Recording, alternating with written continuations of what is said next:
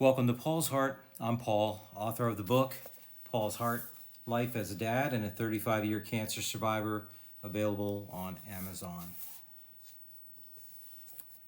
A question that pops up constantly: should I work while I'm going through cancer treatments? Honestly, it's a personal decision. Back in 1988, I worked. I only took off to get my treatments. When I was going through radiation, I had the first appointment of the morning, so I got to work about a half an hour late. 5 days a week for 6 weeks. That's the only work that I missed during my radiation. When it came to my chemotherapy, I took the last appointment on a Friday afternoon, which meant I lost maybe 2 hours on that Friday. I had the weekend to recover and got back to work on Monday. It wasn't easy, and there were my reasons for working. It was a distraction for me. I wasn't sitting at home thinking about my cancer and if I was going to make it, could I get through my treatments and things like that. It was a much needed distraction. Unfortunately, it wasn't always smooth at work. There were a lot of inter-office issues.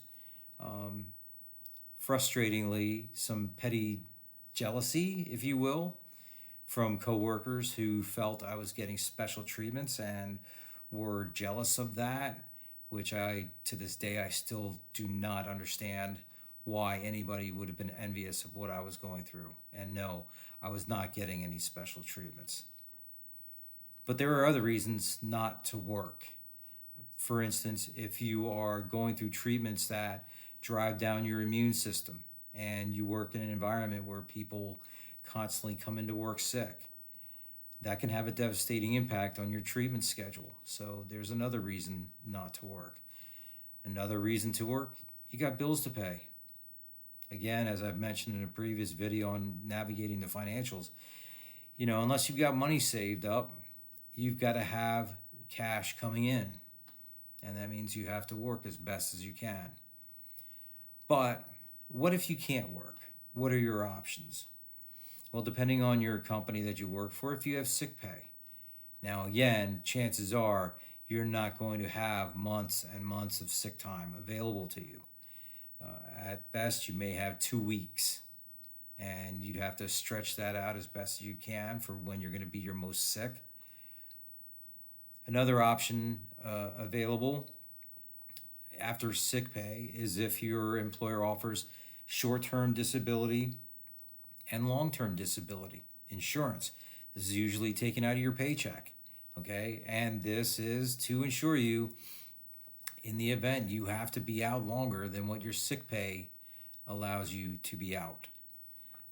Again, not all employers will offer this to you, but if you have it, that's a possibility that you could stay out that way.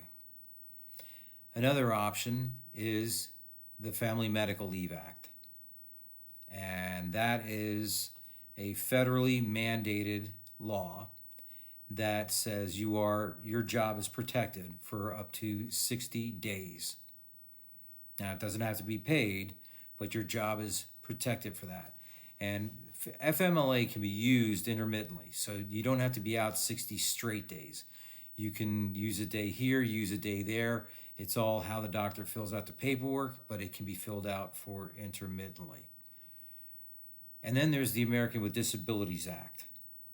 Okay, a diagnosis of cancer will qualify you under the Americans with Disabilities Act as long as your employer meets the requirements that they have to honor the ADA.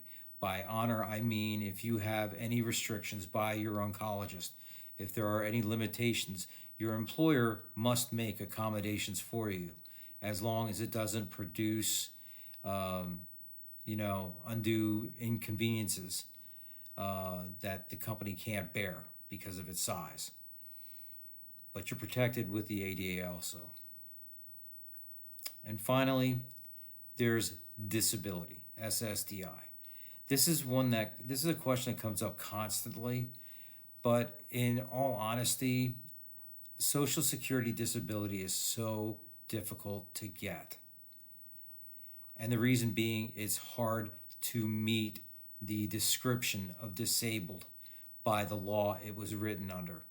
and you're going back to the 1950s law, which basically says, why can't you do your job? Okay, you can be a quad amputee, and if there's something that you can still do, you will be denied disability. The question when it comes to disability is, why can't you do your job? So if you can prove that you can't do the job that you're doing right now, then there's still the process of time that it takes to get approved. And depending on what state you live in, it can be 6 months, it could be 2.5 years.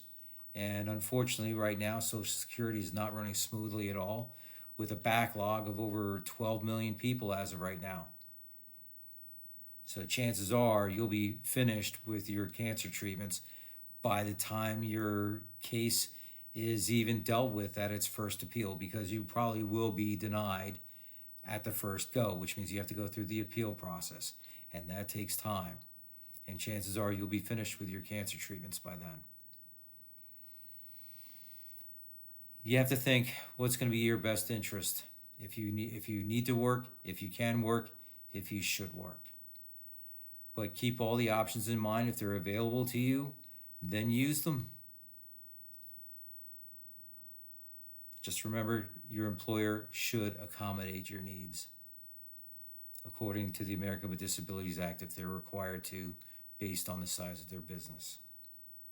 Until next time, this is Paul's Heart.